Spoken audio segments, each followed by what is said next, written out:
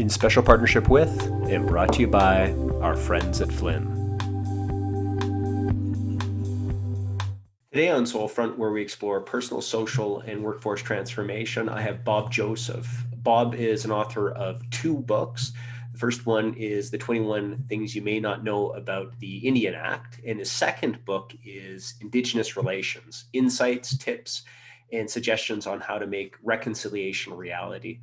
Through this, I learned a ton about our shared history. I learned about things that are issues and problems that we need to change here in Canada. And I just was able to kind of open up my mind and think differently. And I hope that you're able to get some great learnings from our conversation as well. So without further ado, let's get into the show. Well, Bob, welcome to the show. Thanks so much. Just a quick bio for you to start off, if that's okay.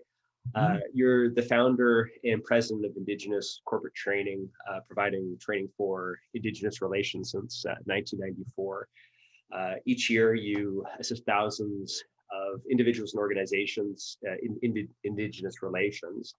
You're the author of the 21 Things You May Not Know About the Indian Act, as well the author of Indigenous Relations, Insights, Tips, and Suggestions on How to Make Reconciliation a Reality. You're an initiated member of the Hamatsa Society and an inherited chief. You have inherited chief seat of the Gay-Ax Ala or Thunderbird clan, the first clan of the Wawa and Nukh, one of 18 tribes that make up the Kwawake Wak. Bob, I think you're anticipating holding your first potlatch. And that's going to be, after we're able to come back and host large gatherings. Your chief name is Kaks, some Malagalese, which is loosely translated as a whale that emerges itself from the water and presents itself to the world, which I love. I think that's just super cool. But today we're going to explore the Indian Act, Indigenous Relations, and making reconciliation a reality. So Bob, just to start off, thanks so much for taking the time today. Thank you. Thanks. This is great. I'm looking forward to our time together. Yeah, well, just to start off with, can you tell us a little bit more about how you became an author of Indigenous issues? We chatted about it a bit, but yeah. No, it's a neat story, and from the training days. So I started training at BC Hydro just to train hydro employees, and along the way we began to be benchmarked by other companies. So because sometimes when you're working with First Nations or Métis or Inuit peoples, you don't have the luxury of being the only organization there. There could be other government agencies, other companies. They largely dictate how you get in and when you meet and talk to people. And so we were at one of those sessions, and afterwards, we all left the meeting and went back to our different offices. We got a phone call from one of the other industrial developers that was present. They said, "Hey, can we come and talk to you about that meeting we were all just at?" We said, "Sure, come on over." Brought them into our boardroom, and we started the meeting, and the first thing they said, "So we were just at the same meeting as you hydro guys, and we noticed you hydro guys weren't getting beat up as badly, and we're wondering why." We were, a lot of them had taken some pretty big hits, and some pretty big posturing and all kinds of things happening, but they'd noticed that somehow we'd escaped that, the hydro guys, and they said, "So what are you doing? What do you have that we don't have?" And so we started to talk about our whole Indigenous relations strategy, just one component of which was training for employees. We said, we'd never let anybody go into a meeting without understanding a little bit about the history and the culture. And we basically said, look, you got to, when you're meeting with Indigenous peoples, you got to put on an international trader hat. If we were to send you to Japan or China or the Philippines or anywhere in the world, we wouldn't send you there without a little bit of a knowledge of the culture and the customs, but also a little bit of a understanding of the legal regulatory framework that you'd be working in. So you're an international trader, and that's how you really have to approach these meetings. And so we provide training to help our people really function in that environment, what to say, what not to say, understanding the history and the culture, and being able to do all of that. And at the end of the meeting, they said, wow, would you train us? And so as a BC Hydro person, I started consulting to other companies. I actually began selling hydro training to other firms. And we had some strict guidelines from the board. They said you can't lose money. We're not subsidizing anybody. They've got to pay your fully loaded costs, and we actually expect you to make money. And so we were able to do all of that really quite easily. And so we began to sell that experience, that knowledge, all of the things that we'd learned, and it really just continued to grow. By the time I'd left BC Hydro in 2002, we talked to over 100 outside organizations, not just in British Columbia, but Alberta and across the country. And we had, other firms from the US, and, we've worked in Peru and Guatemala and New Caledonia in the South Pacific. Turns out, wherever there's Indigenous peoples, this sort of rule sort of applies. So you don't go anywhere without understanding a little bit of the history and the culture and that legal framework with that international trader hat on. So I've been able to go to all kinds of really cool places in the world, meeting all kinds of different and interesting people. And one day, though, I thought, this is great. All of these corporate guys can afford this, and all of the, we've trained federal, provincial, and local governments, they can afford it, but there's nothing happening for the public. And I thought, what am I gonna do to help people who just want to learn about this stuff, or maybe they don't even know they want to learn about it, but would like some place to go to get information. So yeah. I was reorganizing a website, and my web designer said, "You want a blog?" I said, "Sure. What's a blog?" And they said, "Well, it's a way for you to share your ideas with people who are searching for information." And so began my blogging career, and it was a way really to give back to people who couldn't afford the really, their training fees for, corporations, which is, a pretty big jump, and cost a lot of money. And so it's my way of giving back. And so we started the blog, and when I first started, we had 700 people a month coming to the website. And we thought that was awesome. I mean, 700 people care about this. And just before Christmas, we were 140,000 people in the month downloading free ebooks, hints and tips, and watching videos and reading articles. And so it's been a really neat way for me to continue to give beyond just my work life to people that, there's people that we've got free courses on our Indigenous Relations Academy. And those are for people that can't afford to even pay, but want to learn and, work on reconciliation and those kinds of things. And so it's that blogging that really, opened up the door to the world. And yeah. Yeah, and I was going to say that, the blogging helped you move forward to your first book, which is the 21 Things You May Not Know About the Indian Act. And with that book, I think you give a powerful account of understanding the Indian Act, and also just how it devastated Indigenous communities, and really how it continues to do harm. There's this passage that you highlighted with Duncan Scott, the Deputy Superintendent General of Indian Affairs. This is back in the 1920s, but he wrote, "I want to get rid of the Indian problem." He says, "Our objective is to continue until there's not an Indian that hasn't been absorbed back into the body politic, that there should be no Indian question. There should be no Indian department." And, this past mindset of dismantling Indigenous culture by our government, I think it really parallels what's wrong with the Indian Act. And I just wanted you to talk about that, because I think it's something that people just don't really know.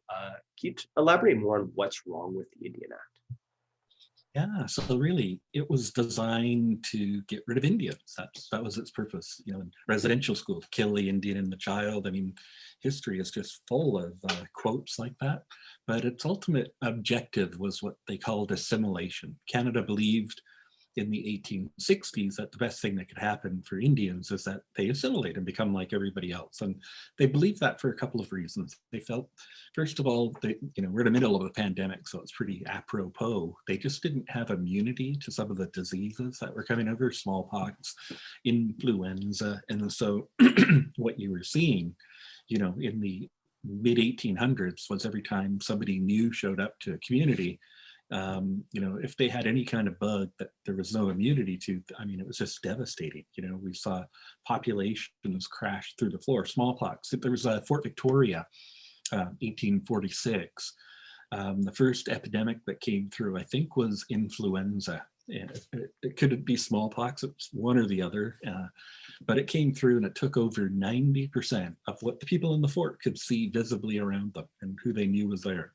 Over 90% of the people died within days of getting the bug, right? And because they just didn't have immunity to it. And then 2 years later, the other one came through, back to, I can't remember the order, whether it was smallpox or influenza, but it then took another over 90% of what was left from the first one. And so what you saw was this really rapid decline of Indigenous populations. And then also the demographics of the country are starting to shift now. We're starting to see more immigration to Canada. And so they, before that was happening though, when there were very few non-Indigenous peoples, the colonial government, King George III, actually valued Indigenous peoples. He saw them as military and economic allies, and in 1763 issued a royal proclamation saying, thou shalt not bother these people. We're going to let them fish and hunt, and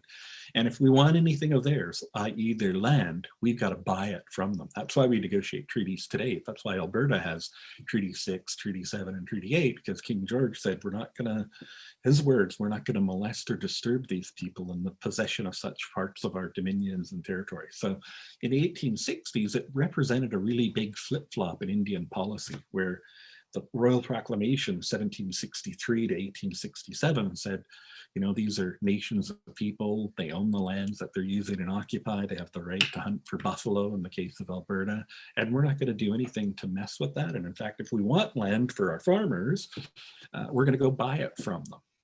They own the land. They have this thing called title, which, a lot of people would say they don't have title. Bob, they didn't even understand what it is. They didn't think about it like we did.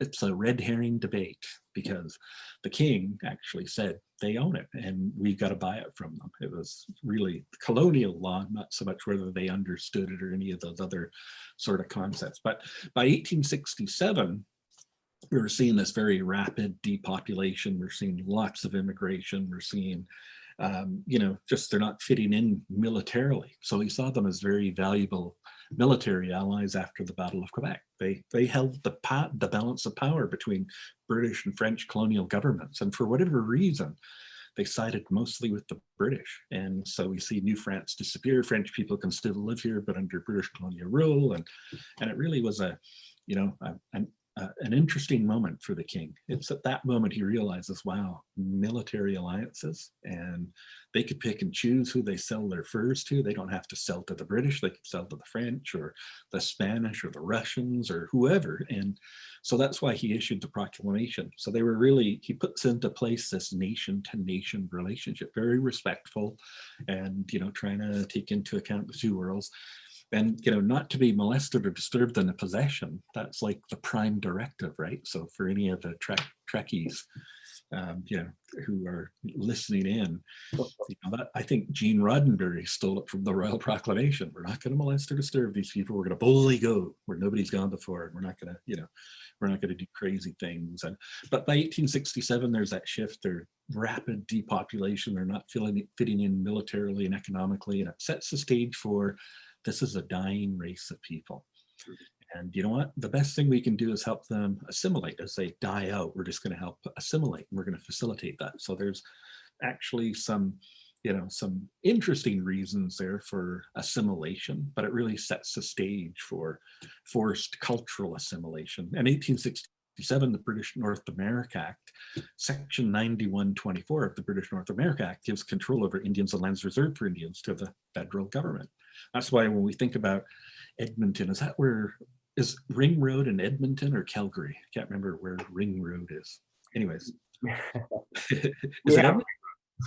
Yeah, it's Ring Road. So that's why, when you're trying to do Ring Road and you hit reserve land, everything bogs down and gets into really tense conversations because they're actually living on federal crown land where you're trying to develop Ring Road on provincial land. And the feds, when they set up this relationship, they actually created a situation where the federal government becomes a trustee and their bands and their members become wards of the crown. So it's a trustee wardship relationship. It's not nation to nation anymore. It's a total flip-flop. It's a trustee wardship relationship. And 9124 would give Canada the coordinated approach to this new Indian policy of assimilation. And we would see everything start to flow out of that. But the goal was eventually they would assimilate and become like everybody else.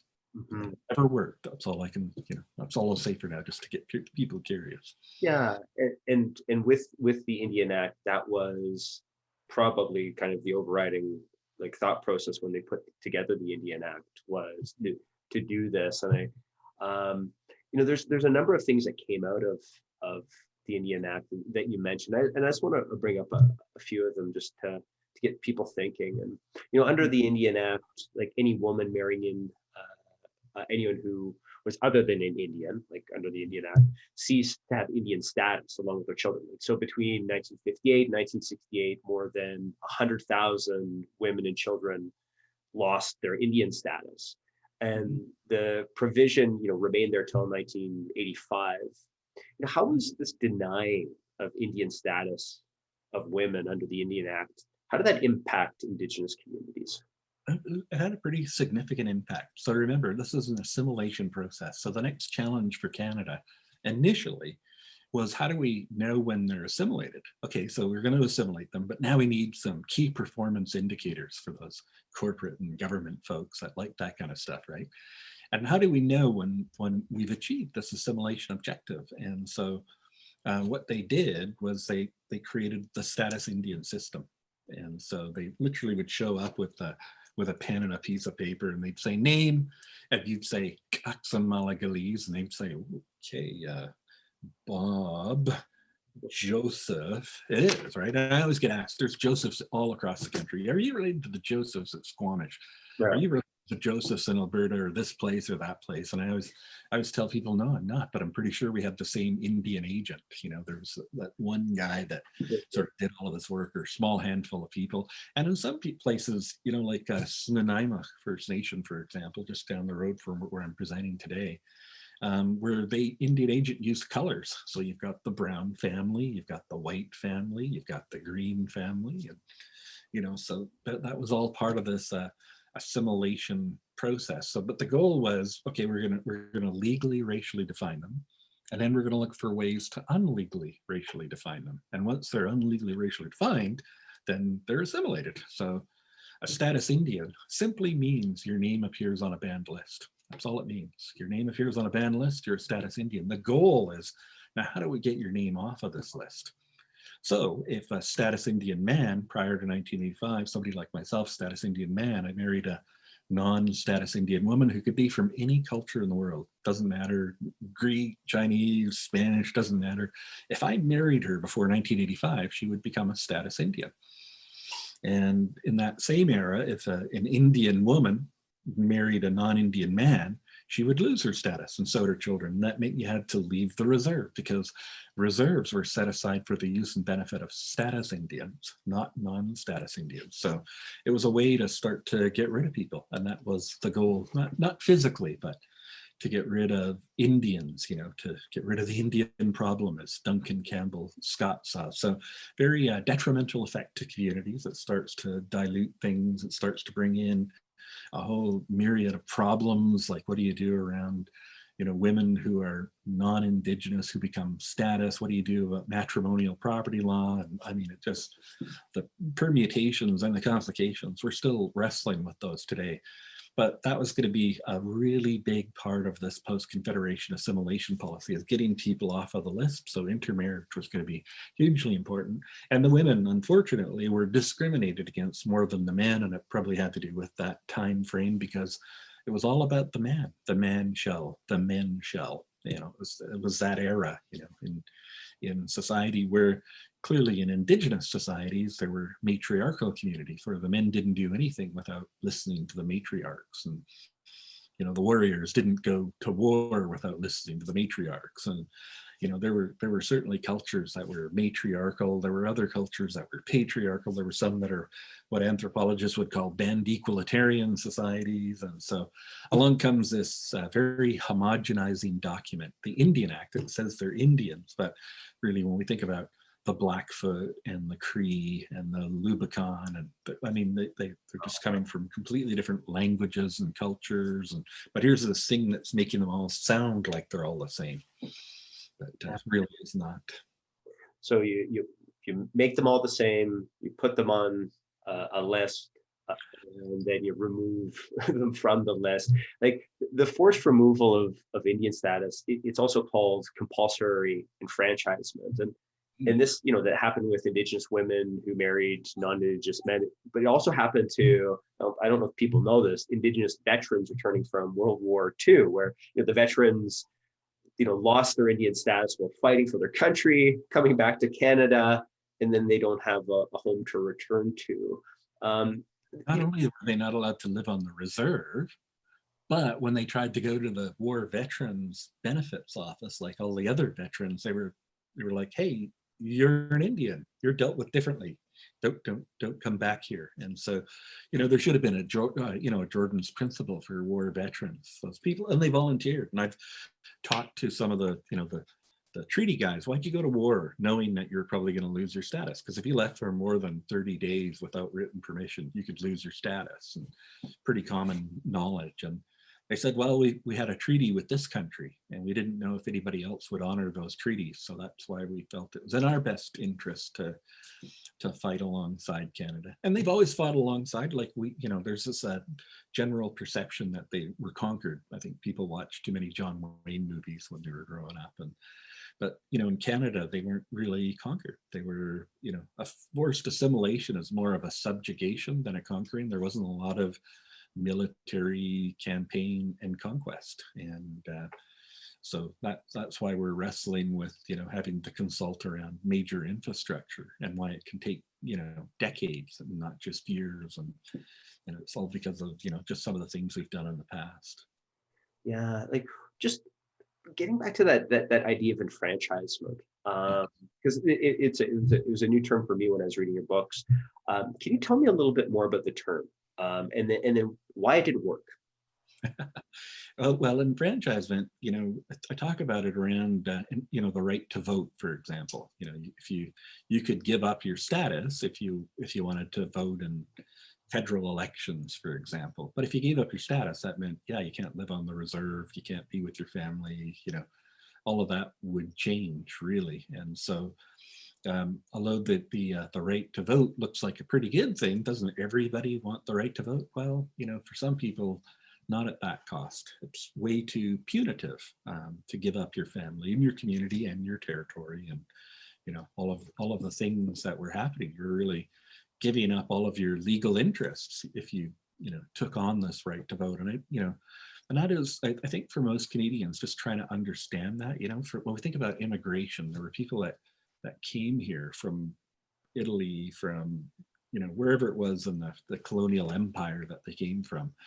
They knew that when they got here, they would have to accept certain responsibilities, voting and laws and taxes and all of that kind of stuff. And so for them, it was a real choice, right? Okay, but I'm gonna leave here for whatever reason. Maybe I'm poor, maybe I'm persecuted, maybe whatever is going on here. But if I go there, everything will be different, and it'll actually be much better. Mm-hmm. I should go there. And so people came here, and they knew that when they got here, they were going to have to, sign the Canadian contract and accept the responsibilities of becoming a Canadian. But when we think about the Cree and the Blackfoot and Alberta and the Lubicon and other people like that, they didn't come here from anywhere. They were already here. And they're actually, unlike that immigration population coming here, there actually is no other place in the world where you can find Blackfoot people. And unlike that Italian, you know, if I give up Italy, that's still there. There's the religion, the institution, the political institutions, the land base, it's still there.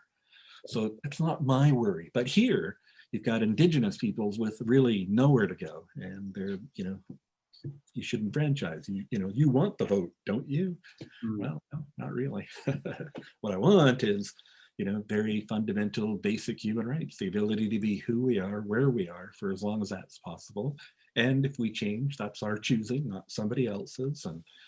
And so that's sort of, you know, an important construct of the whole conversation. It was, you know, the very forceful nature, taking away the kids and putting them in residential schools. And so we just get more aggressive because Duncan Campbell Scott, who had his hand on the tiller for 50 years, was, you know, it's not working. We gotta increase our efforts. And so we, you know, we go pretty crazy, banning of the potlatches and women losing status. I wanted to go into that black mark of residential schools, like that you kind of brought up, like separating children from families, like teaching kids to hate their parents. Like, I think it's probably the most terrible legacy of Canada. Like, and I don't know if Canadians fully recognize like the evil of residential schools or how long they lasted. Like, in your book, you reference a letter from a Reverend Ethel Grady, principal of a residential school. And I'm just going to read a little passage of it. And it's just, it will be your privilege this year to have your children spend Christmas at home with you. This is a privilege which is being granted if you observe the regulations of the Indian Department. And then it goes on to say, if the children are not returned on time, they will not be allowed to go home for Christmas with you next year. And, you know, it tugs at your heart. Like, the children who did return home, you know, they're taught to, you know, taught that their language, their culture, their traditions were evil. Residential schools punish students, you know, washing their mouths out with soap, or, you know, putting needles in their tongues for disobeying, you know, by speaking their language. You know, you mentioned a student from Fort Alexander Residential School in Manitoba that described, you know, returning home was like this. Like, you know, I looked at my dad, I looked at my mom, and you know what? I hated them. I absolutely hated my own parents. Not because I thought they abandoned me. I hated them because they were Indians. Like, can you talk a little bit about why residential schools remained in Canada for so long? And also just your thoughts on the government's apology for the victims. Yeah, well, like I say, you know, we started off fairly benign. Oh, this is a dying race of people. We'll maybe try to facilitate their transition into the broader population. But as it started to not work and it wasn't yielding the results that they were looking for, we got more aggressive. And so we had the status system. We created reserves, not reservations, just so people know. We only have reservations at hotels, airlines, and restaurants in Canada, so they are called reserves. And then we've replaced their form of governance. So the Cree and the Blackfoot and the Luvicon and, you know, the Métis people of Alberta, they all had their own government. But the government of Canada said, you know, the way you're governing yourselves, that's backwards. You got to stop that. You should elect a chief and council, which is ironic because they weren't willing to give up their own queen. We still haven't. We're still a constitutional monarchy with a federal basis. You know, get rid of your hereditary chiefs. Well, I will if you will. You know, just sort of that kind of construct. And yeah, so we're going to go down this very dark road where we're going to forcibly remove children because, you know, it's not working. So what else can we do? Well, we should take away the children. If we can get the children, and the best way to do that is to get them into these schools. So we passed legislation allowing for the forced removal of Indian children from the age of 6 to 16 to go to these church-run, government-funded residential schools geared specifically to assimilation. These weren't to give like a level playing field of education with everybody else around them. That is, you were taught at very best, you would come out of those places a laborer, you know, like farmhand laborer who hated your parents, as you picked up quite well, because they were being told being Indian is wrong and you should not do that. And so pretty devastating, effects of that. People very traumatized, and over 6,000 children never returned home. They just, some of their parents were never told. Some schools were so far away from where the children were taken from, the church couldn't afford to send them back every Christmas. So they went to school continuously for 16 years, or 18 years, however long it took them to graduate. And then you've got sort of the horrific abuse, cultural, emotional, physical, psychological, social, sexual abuse that's all happening. And that, led into the apology that was well alluded to. I think Prime Minister Stephen Harper did a great job on the apology.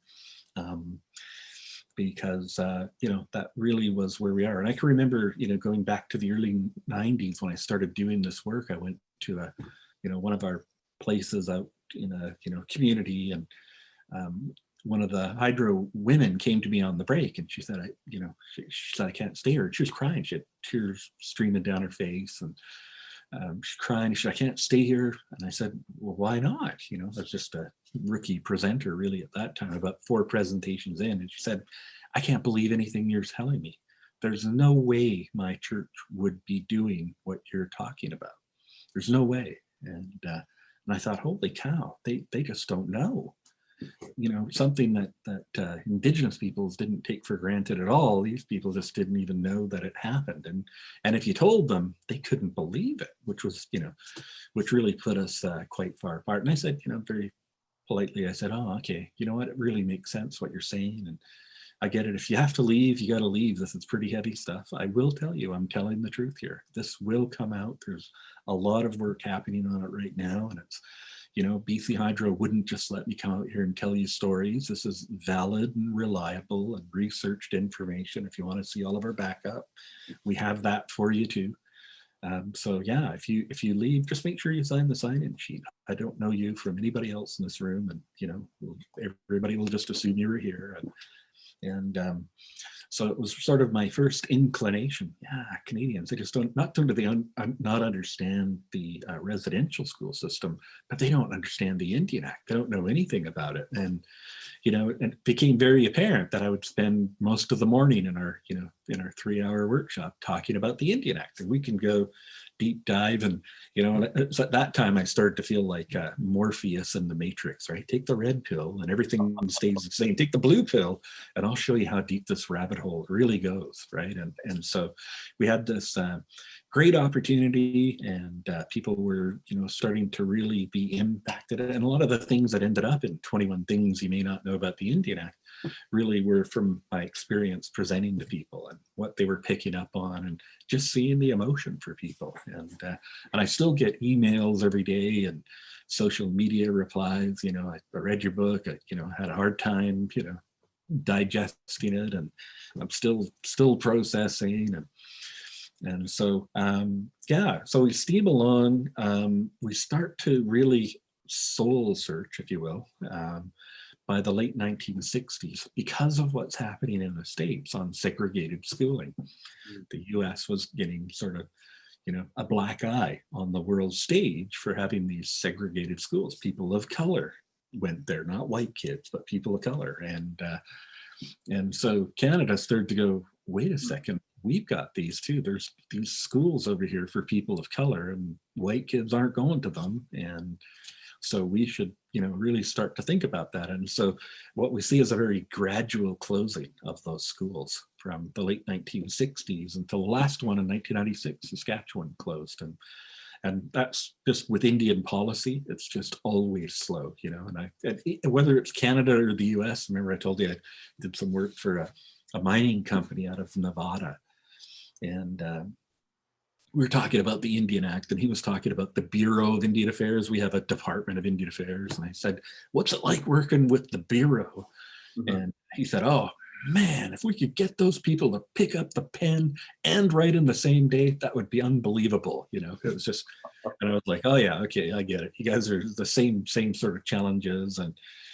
And so we start to gradually close down the schools. And as we're doing that, more things are coming to light, voting provisions, and people are starting to really ask questions. And, so that led us up to the apology, and eventually a conservative prime minister, which surprised me. I honestly thought it would be a liberal prime minister to, lead us into that. But much to his credit, former Prime Minister Stephen Harper apologized to the Indian, Inuit, and Métis peoples. It turned out they all went to residential schools, and talked about them being a powerless people. So pretty good apology. And I got to just confess, I'm a little bit biased here. My dad was one of 4 last people who were helping write the speech for the prime minister. And my dad said they kept a lot of the really powerful stuff in the apology. So it was pretty cool.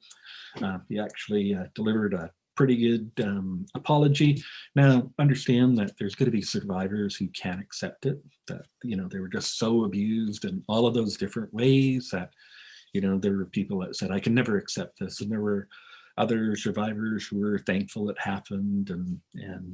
But it did lead into a Truth and Reconciliation Commission. And the commission traveled the country for 5 years. Its mission was to gather stories about residential schools and what they were meant to do and how they worked and functioned, and came back with the Truth and Reconciliation Commission's calls to action.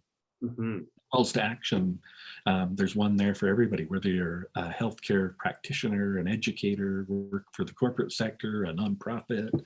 There's a call to action, and most of them, it was kind of a little bit of a godsend for me, Scott, where they all said you should learn about the history and the culture. And it's what I've been doing since the mid 1990s. And I was like, wow, look at this. This is, talking to my wife, Cindy, this is unbelievable. This is just, a kick in the business pants, as it were. Things are going to really change for us. Yeah. Well, one part of the culture, and I mentioned it in your intro, was you're looking forward to your potlatch ceremony. And some cultures held potlatches to distribute wealth, or establish rank, mark the passing of a chief or head of house, and also weddings and births. Mm-hmm. Can you tell me a little bit about the potlatch celebration? Yeah, so potlatch is a Chinook trade jargon term. So in British Columbia, there's 7 major language families broken up into over 30 different dialects. And, those 7 major language families are as different as Spanish is to Japanese. No ability to communicate. They're totally different people. Like they are in Alberta, the Cree and the Blackfoot. I don't know anything about those cultures or their languages or their customs. They're into powwows and smudging and medicine wheels and that kind of stuff, where it's just totally foreign to me, right? I'm like everybody else.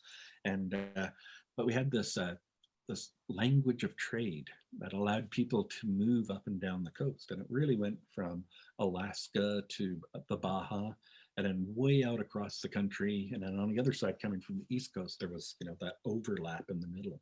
And so on the Northwest coast here, though, they called it Chinook trade jargon. And so potlatch is a Chinook trade jargon term that translates to gift giving ceremony, which we had a very big gift giving ceremony. And so at my potlatch, I'll probably personally will shell out $40,000 to $50,000.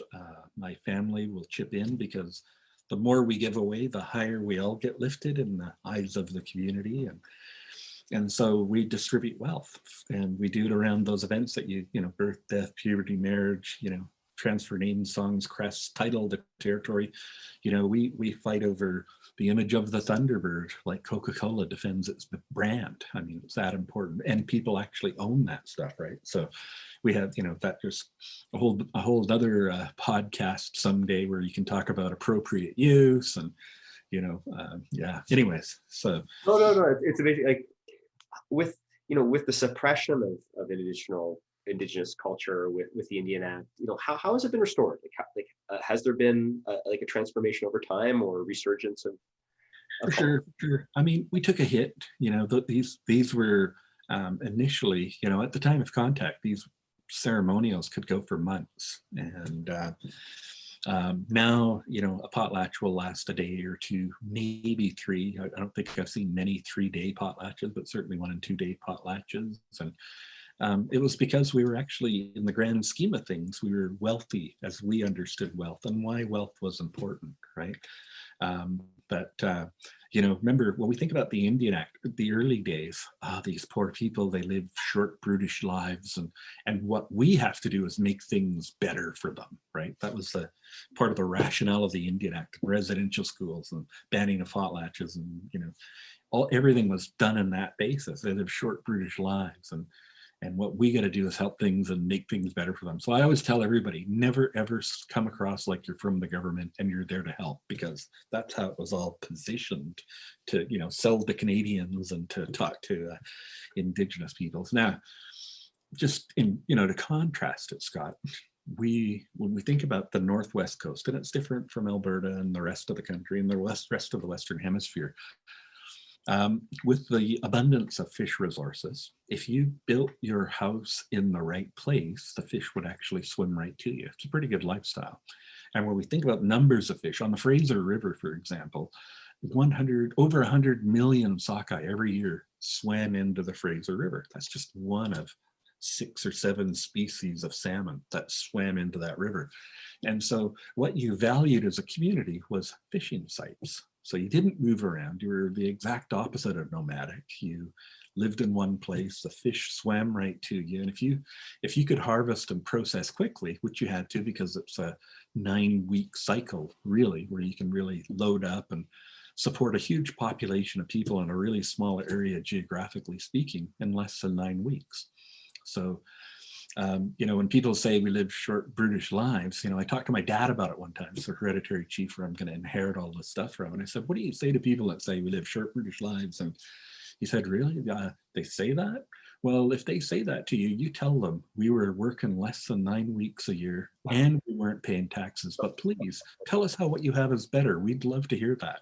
And so we had this culture and this lifestyle that was, you know, we think was one of the better ones in the world, and a political system that we would totally, you know, compared to just what we're seeing in, you know, south of the 49th today. I mean, our political system, we gave away wealth. That's what I'm going to do on this day. I'll give away wealth. And the ultimate status symbol of a Kwakwakiwak hereditary chief is to give away everything, leaving the shirt on your back and the house you live in. You could have those things, but if you gave everything away, then you were doing a good job. And really what was important was the messaging to the people. We are in this not for our own personal gain. We're in this for the good of the people. This is all about the people.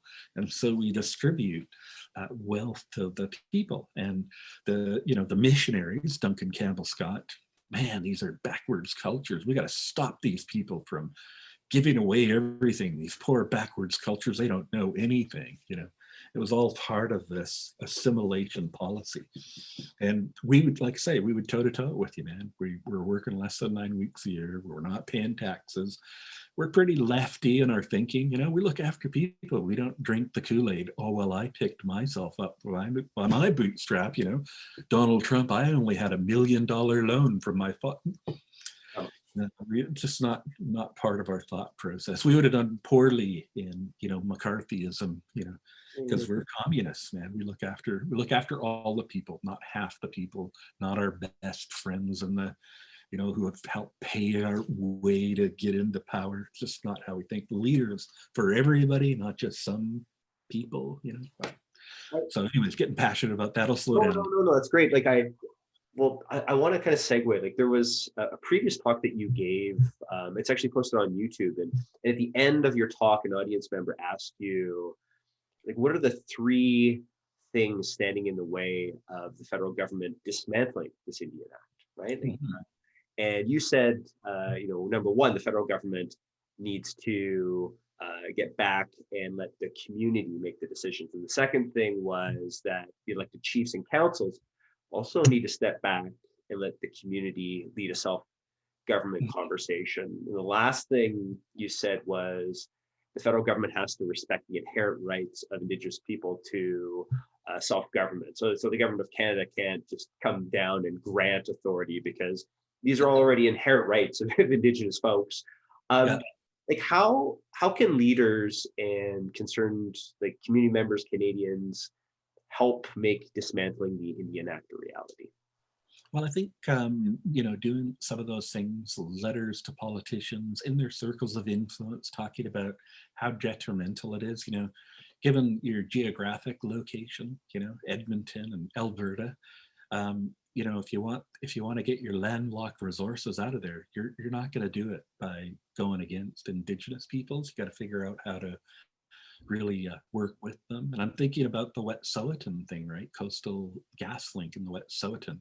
Um, the Indian Act created the Chief and Council, right? And now I'm going to take you into another place called the United Nations Declaration on the Rights of Indigenous Peoples. It's a non-binding aspirational document. But in there's this principle that says when we consult about land and resource use, we're supposed to go get their free, prior, and informed consent to do that. And so, if you want to try and get stuff across British Columbia or Saskatchewan or, through the Northwest Territories, or wherever you go in Canada, we have these legal and regulatory requirements to consult, but we also have this non-binding aspirational declaration. And so when we think about, what we got to do to be prosperous, it really involves Indigenous peoples. And if you don't involve them, it really puts you at risk. It makes you less than prosperous, I think, because we think about Coastal GasLink. What Coastal GasLink was all about, you could go back and look at the signs and the placards and the CBC articles and all of that. No pipelines without consent, that kind of stuff, right? And so what we were seeing was UNDRIP. It was the declaration was playing out. And when we think about free, prior, and informed consent, can the government of Canada create something, a band council, and then go to it for decisions about building a pipeline? And if the country is about to pass legislation, UN declaration legislation, if you do that, you're going to run into these problems over and over and over again.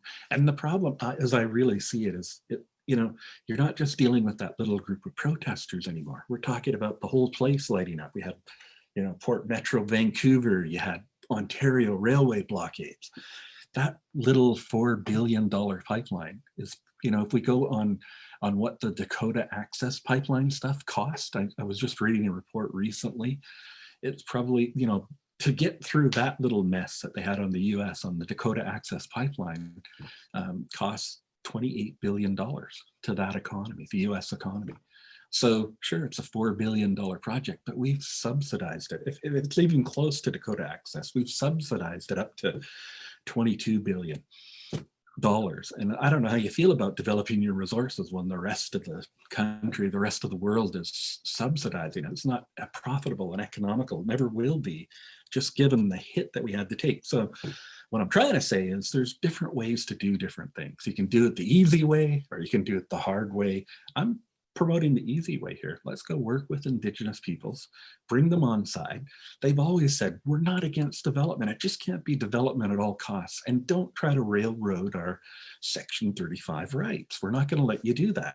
And if you do, we're going to tie your stuff up legally. We're going to blockade. We're going to do all of that. So when I'm talking to people about Indigenous Relations, BC Hydro, and all of those companies and governments that came to us in later years, I said, you don't have to do what I'm telling you to do, but I'm going to give you the suffering as optional approach here. I think there's a cheaper, easier, quicker way to do this, and it'll be way cheaper. I'll give you a good example. And I don't know if this is your audience, so you can edit this in or out, but think about that $400 million, let's go for a bridge upgrade, or a $500 million bridge upgrade. You ask any project manager, what's it cost you to miss the construction deadline? And they'll tell you $5 million a month, right? $5 million a month in project delay fees, cost overruns, labor, yada, yada, yada. So we know that there's some impact there. If we try to push stuff through and they're unhappy, it's like physics, right? An equal and opposite reaction. You do this for a bunch of time, but financially that costs you money. And so what they're able to do is this thing called a judicial review. Anytime, so we give the permit to some oil and gas company in Alberta, here, build a pipeline. You get the permit. the second you get the permit, legally, they can ask for a judicial review. And that's what happened in TMX. That's what happened in Coastal GasLink. And all a judicial review is they go to the judges and they say, can you look at the government of BC's consultation or the government of Alberta's consultation to see if it was adequate and meaningful, which takes 3 to 5 years. It's just a judicial review. It costs about 180 grand, 3 to 5 year tie-up, right? So if you're doing it heavy-handedly, trying to show them who's boss and bring down the hammer and whatever, however you want to talk about it, doesn't really matter. That's what you could expect, is equal and opposite reaction. And if they pull out the judicial review card, now you're looking at 3 years. Let's say they've got lousy lawyers. So 3 years, that's 36 months times 5 million a month. That's $180 million in project delay fees, plus another 10 or 15 for legal fees. Conservatively, you're looking at $200 to $450 million in project delay fees. Or I'm just saying, go work with them. Make sure they're caribou or they're moose or whatever they're concerned about, buffalo, whatever they're concerned about, make sure they're happy about those things. Bring them into the project, make them partners, give them a big equity position. But you do that ahead of time. You don't tell them you're going to do this and then you go and do it, and then you try to bring them in later. So that's sort of the return on investment. For every dollar you spend, I can get you $125 of return if you're willing to build relations versus use the law to heavy-handedly get stuff built. Yeah, well, that's great. Like I love that, just because it's planning, it's thinking, it's trying to get ahead of the problem, or just build relationships with the people that you're supposed to be building relationships with. Like, like when you look at Indigenous relations, we need to appreciate the cultural diversity among like Indigenous communities. Like there's more than 1.6 million of 37 million people in Canada that identify with Indigenous peoples. Like the largest group, the First Nations, has over 600 nations, 2,000 reserves. For like some people understanding the Indigenous relations, it can be a little bit overwhelming. Like for like the leaders and folks that you speak to who are interested in Indigenous relations, like what are tips that you would suggest them to make it easier? Talking to them early and often, doing the free, prior, and informed consent stuff. Stop thinking of the rights as being held by chief and councils, but they're actually collectively held rights. Even in Canadian law, Section 35 rights talk about the rights being held by collective. And so if you want to build something or do something or change something, talk to the collective, not to the chief and council. We've seen so many problems with that.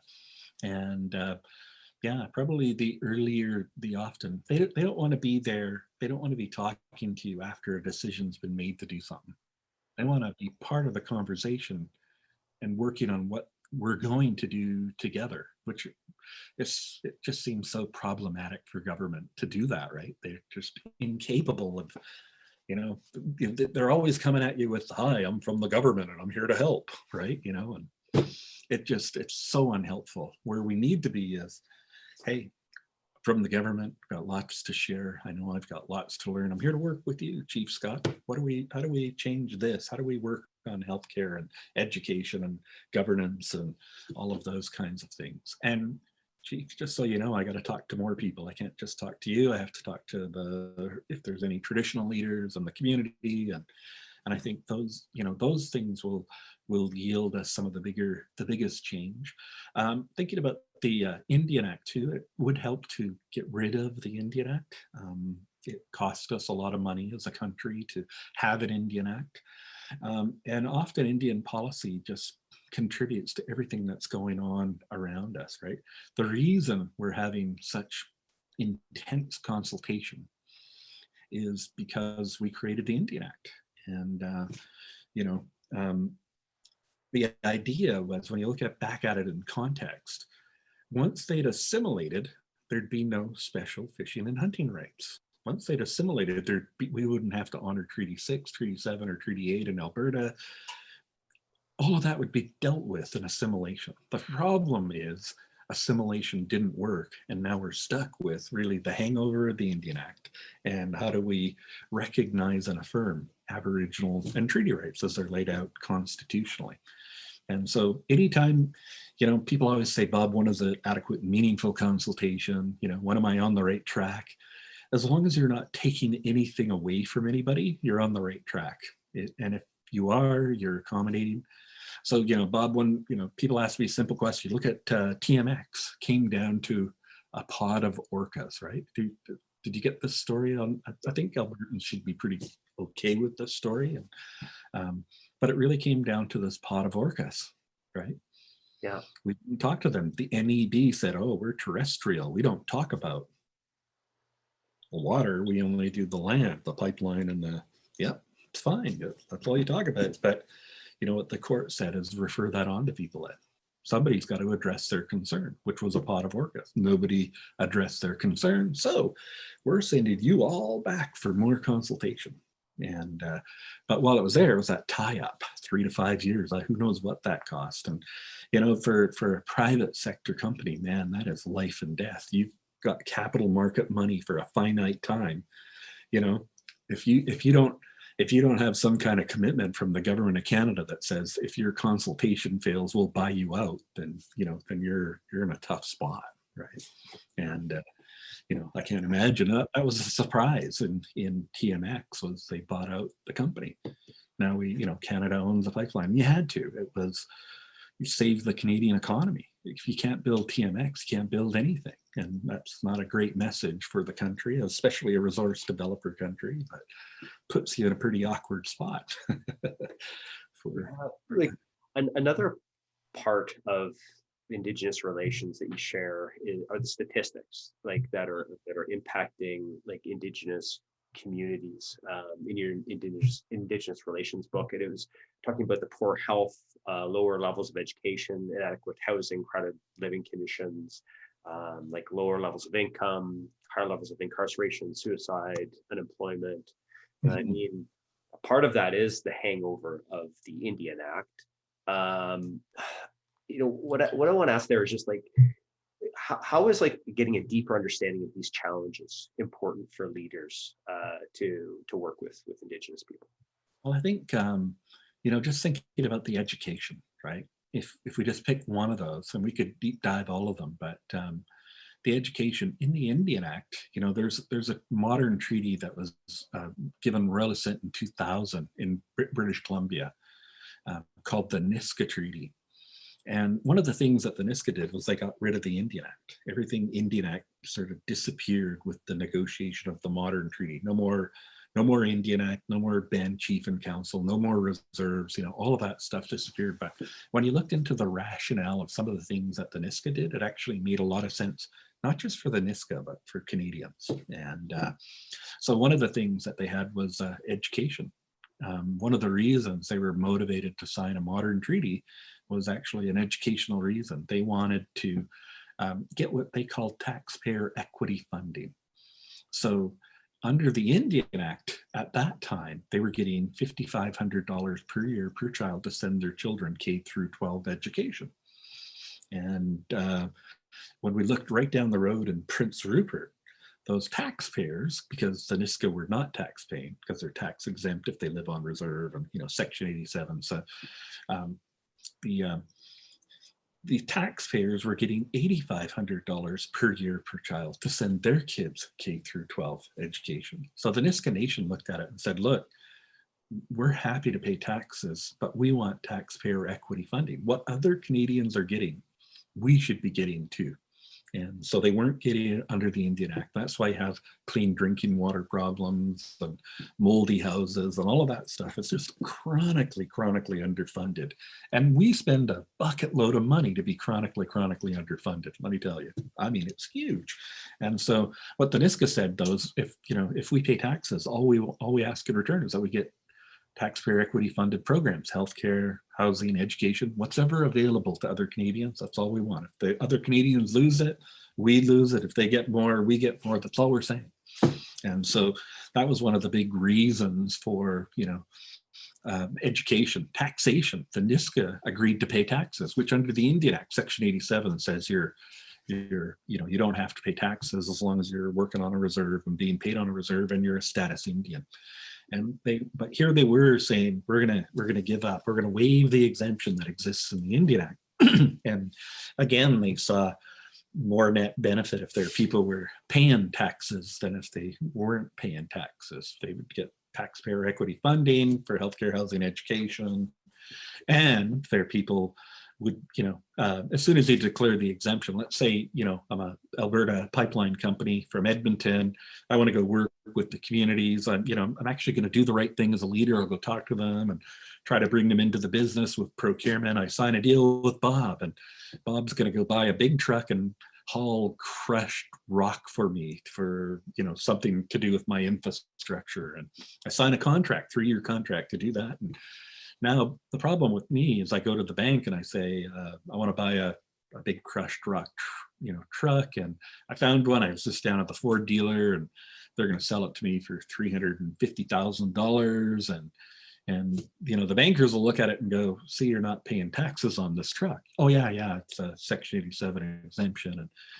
And as soon as the bankers see that, as soon as I buy the truck and I declare the exemption, they don't want to lend me money because I'm not subject to seizure under legal process. And so it gets very hard to borrow capital for Indigenous entrepreneurs, status Indians specifically, where the banks just won't touch you. So as a BC Hydro person, I'm post-secondary education. I'm married with like an unbelievably reliable job. I had like the 4 C's of credit were in place. I was the guy you wanted to lend to, but I had this little tracker delivered to the reserve. And as soon as they found that out, they wanted my wife to co-sign because she's non-Indigenous. And I was like, really? Come on, I studied credit. I'm perfect for you guys. Yeah, if you drive it to the reserve and stop paying for it, we can't come and take it away. And we're really sorry, but can you get your wife to co-sign? And so all of those little things, it's just death by 1,000 cuts in the Indian Act. If we can get away from that, that would be better, because in the case of Niska, by doing all of these little steps, now they have their own property, they can sell it, willing seller, willing buyer, it's fee simple, called Niska fee simple lands, but ultimately it's fee simple lands. They can borrow money, they can do all of the things that would be helpful, not just for them, but for Canada and Canadians. We get them out of this very dependent relationship and back to independent or self-reliant. And there's some great quotes. I don't know if I included them in the book, Scott, but some of the Indian agents came away from some of their initial meetings with comments like, these are some of the most independent, self-reliant, hardworking people I've ever met, and somehow in 130 years, we've been able to just flip that around and make them totally dependent on federal funding. And we did it through things in the Indian Act, like not letting them sell without written permission, right? They couldn't sell whatever they grew from a farm in Alberta without the written permission. And they didn't get the written permission because the local farmers lobbied to not let them sell because they had an advantage. They weren't paying taxes on their things that they sold. And, so it's just unbelievable. Mess after mess after mess, and from a government that was here to help. So please lobby the government, tell them to move on self-governance, work with Indigenous peoples early and often. And, I think it's together, never show up, like I say, from the government and I'm here to help. It's I'm Bob and I've got lots to share and I've got lots to learn. I'm going to make mistakes, but please bear with me. I'm really here to try and work, get us to a place that is mutually beneficial. And I think they'll be really appreciative, because most of the time they get what you people should do. And that leaders are always saying that, well, what you should do. And as soon as you say that, you're toast. I'm just saying, just throwing it out there. Well, another great tool I think that you brought up in your book was just to build strong relationships and communication. You have this respect model, and the acronym is broken down.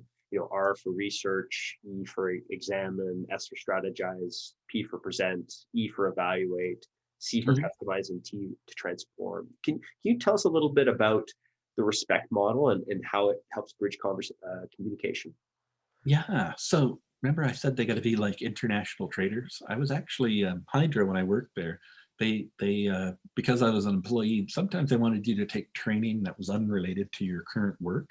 It's part of their develop their people initiative, And so they approached me and they said, hey, we've got a little budget here for you, Bob. Take whatever you want, just, try to learn and make, hopefully you can apply it to your business life here at BC Hydro. And so at that time I was thinking, well, what about importer, exporter. I want to be one of those. Maybe I can import and export. I'll just figure out which way to go here. So I signed up for what they called a fit skills course that would prepare me to be an international trader. And as I'm going through it, I'm like, you don't go to another country without learning the language and the history and the culture. And you don't go to another country without the legal framework. And I had this aha moment. I'm like, aha, man, this is a lot like we tell people to do when they're working with bands, with the Métis, with these people, with those people. And I thought, they're international traders. That's what they got to do. And so once I knew that, then I could lay it out as a step-by-step process. And at that time I was into, I think they called it mnemonics. People remember things if you KISS, keep it simple, stupid, that kind of stuff. And so I thought I got to do something like this. And while that's happening, I'm listening to like a political speech from the AFN, in Alberta, some prominent Indigenous leaders, and they were talking about the need for respect and reconciliation and recognition. They had what they called the 3 R's. And so I was listening to that and I thought, there it is, respect. So now I just got to build this program where I can tell people kind of step by step what they got to do to be able to work with Indigenous peoples. And so there are, respect, research, evaluate. So we're going to research, we're going to find some stuff. Okay, there's an election coming up in 2 months. My work is going to take me 6 months. Now I'm evaluating, right? Should I even go and talk to these people? No, you wouldn't do that if it was, the government of Alberta was in an election or the government of Canada, right? It's just political risk assessment. So we're examining and trying to figure out those kinds of things, which we identify in the book. And then from that, you can say, what's my strategy? Well, if I'm 2 months or they're 2 months and I'm 6 to get my work done, strategy is to wait till after the election. So we start to talk about strategy. And then in the presentation piece, we talked about all of the different things that would help us. Protocol. So we need to say, thank you for welcoming us to Treaty 7 territory. Appreciate, the 5 or 6 different communities that call this part of the world home. So we wanted them to do protocol and make sure they had pronunciations down and to, worry about the pace of communications, because we live in a point counterpoint world. I talk, you talk, I talk, you talk. Sometimes we're both talking, and that seems to be okay. But in those Indigenous cultures, very often, they've got protocol for talking. The talking stick, there's a feather, whatever the culture tells them to do. But it's all about respectful communication. So we don't talk when somebody else is talking, which is hard for us, right? I say something, we just met. Your immediate instinct is to reply. And what I'm trying to tell people is say, don't reply. Just stop and absorb and think. And, if you do reply, it's with a question, that kind of stuff, right? Where I just think we were getting in trouble because we were talking too soon. And I knew we were getting into trouble because I would sometimes hear the community people say, Scott, I don't even know why we were trying. They won't even let us finish speaking, right? I was picking up on these little nuances on the pace of communication. And eventually you'll dial into the pace when you're working with the community. But to begin with, I talk, you talk, I talk, you talk. These meetings got to start at 8, they got to end at 9. And I'm saying, throw that one out and don't answer. And, because, I had this one client who contacted me and they were wondering, they'd organized like a multi-community meeting with a bunch of local governments and 3-hour agenda, worked on collaboratively. The only people they didn't tell were like their mayor and councils, right? And so everything's put together. They all show up on the day and their political leaders all excited because, by 3:15 we'll be here and by 3:45 we'll be here. And that first meeting, 3-hour meeting, was just all about getting to know each other. And it drove these elected mayor and council people crazy who just wanted to just tell us what we got to do. Yeah, all of that kind of stuff. And so this Indigenous Relations specialist said, Bob, I was super happy with the meeting. We learned so much about the people and what their expectations were and how to do business. And they were very kind, but our political leaders were so upset. Oh, such a good agenda too. Too bad we couldn't get it all done, where really the important piece was that relationship building, getting to know people. And so today I'll say, if you've got a formal meeting with them tomorrow, invite them out for dinner tonight. Take the whole council if you have to. Go, put it down on the corporate credit card. Go somewhere nice and just get to know each other. No business. You're not allowed to mention anything about your project or your program or service or anything like that. Those would be the little things. Eye contact. So these are oral societies. Talking and listening is way more important than whether we're nodding of understanding and eye contact. And so that drives people crazy. Bob didn't look at me in the eye the whole meeting. I don't trust him, shifty-eyed, never looked at me once, didn't shake my hand, because sometimes people don't shake your hand.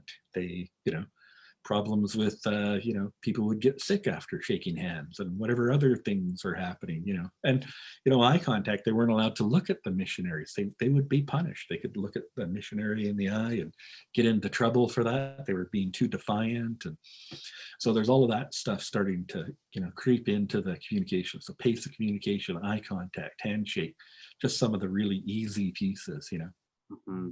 And then the big one, what do you think we should do about this versus here's what I think you should do. Sure. What you people should do, right? It's just that little shift. And it's amazing if you can do just those few things and have a little bit more time. Speaking of time, if you want to hurt your project, go to them and tell them you have a tight timeline. That's just like, you just gave them the ace, the king, the queen. If you're playing poker, you just gave them all the high cards by telling them you have a tight timeline. Perfect. You got a tight timeline, Scott. This is awesome. I don't know if you know this, Scott, but I can tie your project up for 3 to 5 years if you tick me off. So, Scott, I'm hoping you're not going to tick me off. You're not going to tick me off, are you, Scott? You just told them you need it by November, right? And yeah, so you just, don't tell them you have a timeline. And that's why we say early and often, go in at your 2-year planning cycle and say, hey, we're thinking about this. And just here to just give you a heads up. We haven't made any decisions, but, love to just know if you'd be interested. And, so it's a whole different way than, letting the project managers lead you into, a 3-year judicial review. Bob, honestly, I've really enjoyed our conversation. Just to end though, what key message would you give to organizational leaders right now, kind of in the space that we're in? I think just take a look at the reconciliation 94 calls to action to try to identify the one that's relevant to them personally, but also their organizations, and to begin some of the work, which would be awareness training or bringing in people for brown bag sessions or that kind of stuff. Whether it's us or somebody else, it doesn't really matter. I think those would be great signals to, because they will ask you sometimes, well, what are you doing about reconciliation? And also to just to really pick up that torch. It has probably the best opportunity for Canadians and for companies and businesses and other organizations, is that whole reconciliation piece, to work on it with people together. And there was some calls recently around some of the big infrastructure projects. Hey, reconciliation's dead. It's not. It came out of residential schools. It was the survivors who were making these recommendations. So, if anybody can declare it dead, I think the survivors can, not a pouty politician, whether it's ours or theirs or anybody else, right? And there is actually one reconciliation piece that talks about industrial development, right? So, and then it talks about industrial development across Canada, and so there's lots of places where it's steaming along and there's good traction and things are happening in a proper way. And there's one place where it blows up and everybody starts to say it's dead. I have to just tell people, don't drink that Kool-Aid. It's not dead. It's just one sliver of 94 calls to action. And really that, I think is the best word. Continue to encourage education, not just in your organizations, but in schools. Give this country about 15 years, Scott. I think it's going to be a completely different country because the high schools and K through 12s and colleges and universities are all currently decolonizing their curriculums and indigenizing their curriculum. So that is the best thing that we can do, I think, at this point to help with long-term change. And I really believe it's important because, we look at other places. I think, Black Lives Matter and some of the stuff that's happened in the United States, to me, it seems like that, if you there's that expression, in crime stories, follow the money. Well, follow the history. Take a look at where Black Lives Matter comes from. And it's all about slavery and the Civil War, so how we dealt with Reconstruction and that kind of stuff has, led them to where they are today. I think if we wanted to simplify that, the Middle East, the same thing, the Palestinians and the Israelis, 2,000 years of not great relationships. So we can't, I think if we're battling for the soul of the nation, this is our chance to not end up down that road in 100 years, 200, 500 years. This is a chance to make it a really respectful country and not us and them. And so I think we've got some great tools. That's great. Bob, thanks so much for taking the time today. I really appreciate it. You're welcome. Thank you. Thank you for your support. Please remember to click subscribe so we can bring you more remarkable interviews with extraordinary leaders.